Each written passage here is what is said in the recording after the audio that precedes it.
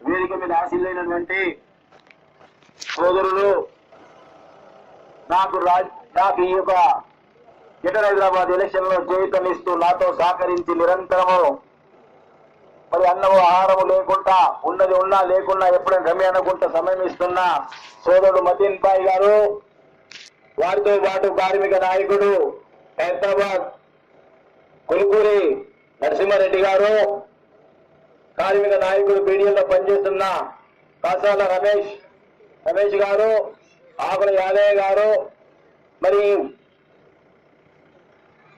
చిన్న యువకుడు యువ నాయకుడు తన యువరావు ఒక టీములు తీసుకొని ఈరోజు యావత్ యువత రోజు యువకులంతా పట్టణంలో మరి నా ఎంబడి ఉన్నారంటే చిన్న ముదురాజు గారు మరియు వారి మిత్ర బృందము, మరి తమ్ముడు గౌతమ్, మరి చిదంబరం గారి సుపుత్రుడైన గౌతమ్ గారు, మరి ఈ యొక్క కాలనీ పెద్దలు విఠలన్న గారు, ఆగమయ్య గారు, అనంతయ్య గారు, రాజు గారు, ఇంకా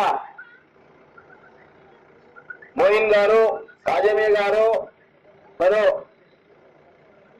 అనీస్ గారు, ఇంకా వల్లమ్మ గారు, అనసూయమ్మ, స్వర్గీయ పెంటన్న గారి కోరిక ఉండే నేను కార్పొరేటర్ ఈ నాయకుడిగా ఈ పోషమ్మ గుడి కట్టించుకోవాలని చెప్పి తపన పడ్డ నాయకుడు నాతో నిరంతరము నాతో ఉన్న వ్యక్తికి అతనికి నా మనసారా భగవంతుడు వారి ఆత్మకు శాంతి కావాలని పోషమ్మ తల్లిని వేడుకుంటున్నా. పెద్దలు నన్ను ఎప్పుడు ప్రోత్సహించేవారు. తప్పకుండా మనం ఎలక్షన్ లో గెలవని తపన పడేవారు పెద్దలు. మరి ఆ గెలుపు ఇంత విజయాన్ని చూడలేకపోయినందుకు నాకు చాలా బాధగా ఉంది. అది ఒక సమావేశం ఆయన లేనందన పెద్దల గారి మరి సత్యమణి అయిన అనసూయ గారికి, మరి అమ్మ పెద్దమ్మ కింద ఆరతి మంగళారతి ఇచ్చిన సుబ్బలక్ష్మమ్మ గారు, మరి వెంకటేశ్వర కాలనీ పెద్దలారా, తల్లులారా, సోదరులారా, నేనంటే మీ అందరూ తెలుసు.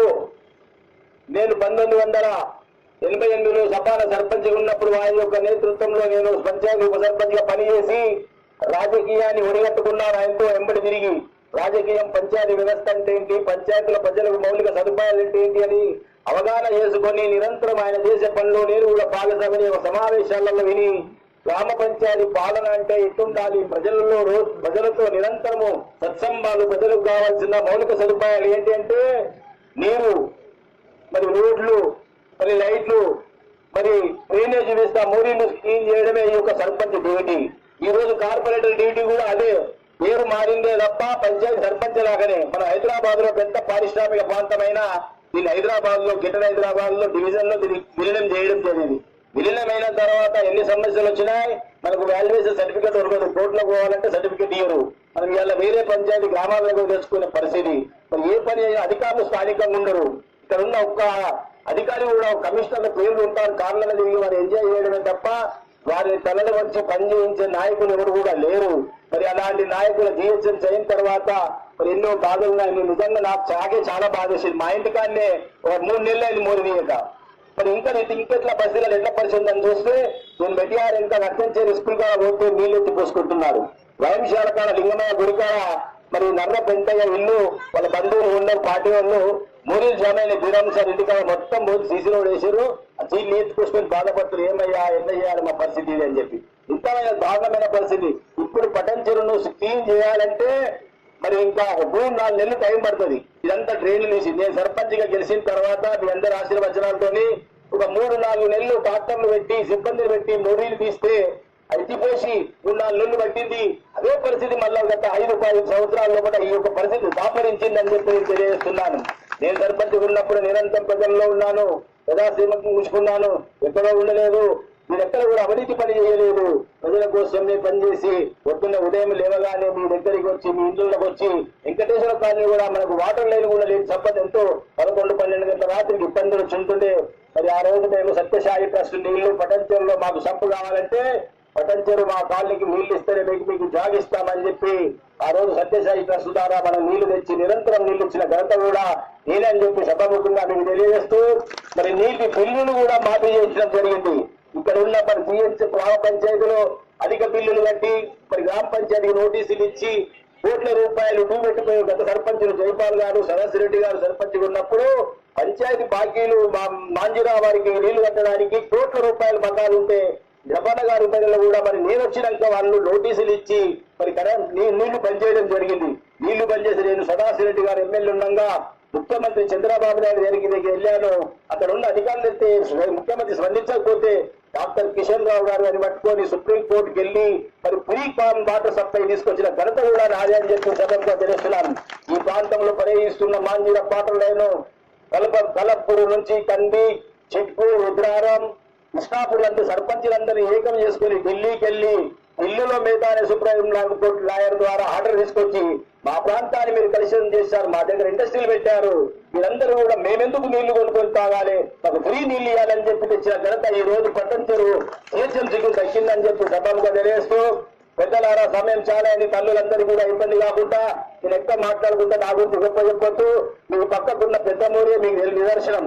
ఇంతవరకు తీసిన పాపాలే ఊరుకుండొచ్చు.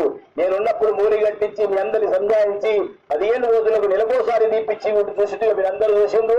తప్పకుండా నేను ఒక నాయకుడిగా మరి ఎప్పుడు బిజినెస్ వ్యాపారాలు పెట్టుకోలేదు. ప్రజాసేమ్యం కోసం ప్రజలతో పనిచేసి నాకు బతకడానికి కొంత నా పెద్దలు తప్పించిన ఆస్తులు నాకు అది అంతగా తృప్తి పడ్డానే తప్ప ప్రజాసేవ చేయాలని దృక్పథంతో ఈ రోజు ప్రజల్లోకి వచ్చాం.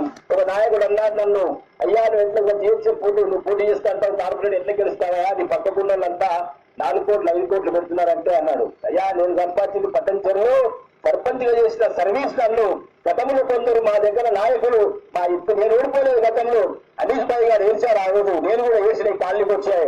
ఓడిపోయిన తెల్లారి అప్పుడే ఎంబడే వచ్చి ఈ కాలనీలో వస్తే అనీష్ భాయ్ ఏపించుకుంటాడు ఇప్పుడై కార్మికుడు నా గురించి చాలా బాధపడ్డ ఓట్లు వేసి ఓడిపోయినానని చెప్పి నాకు కూడా ఏర్పొచ్చింది. ఆ రోజు ఎందుకు ఇట్లా జరిగింది అని చెప్పి బాధపడ్డాను. ఆ రోజు నేను గెలిచాం. మనం మీరందరూ కూడా నాకు ఓట్లు వేశారు.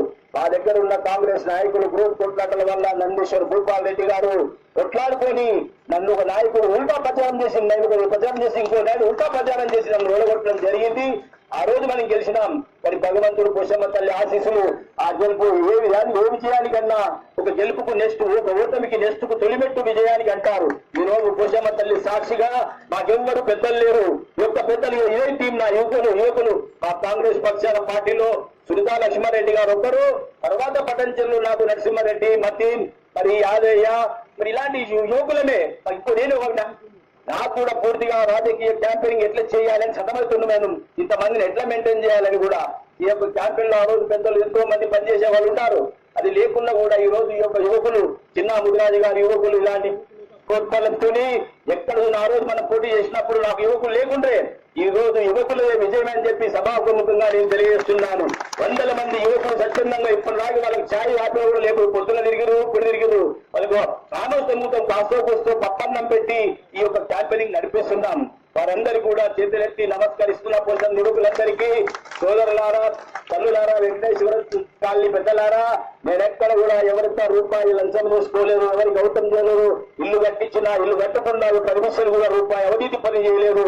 నాకు ఈ ప్రాంతంలో పట్టణచెరులో ఇండస్ట్రీలో కొందరు పెద్దలు కొన్ని వాటికి సాయం చేస్తే అదే జీపులో ఇప్పటి వరకు తిరుగుతున్నా ఆ జీపు బ్యాంకు లోన్ ద్వారా అప్పు నేర్పుకున్నానే తప్ప ఎక్కడ గ్రామ పంచాయతీ డబ్బులు నేను ముట్టలేదు, ఎవరికి అవ్వలేదు. అబద్ధాలు చెప్పేది నా దగ్గర లేదు. ఏదైతే చెప్తామో అది చేస్తాను, అయితే చేస్తాను, లేకుంటే కాస్తాను అని చెప్తాను. గతంలో నేను నందీశ్వర్ గారు ఎమ్మెల్యే గారు ఎంబడి ఉండి కూడా పనిచేశాం, సహకరించాం. కొన్నింటికి చేసినా కొన్ని కాకపోయి ఉండొచ్చు.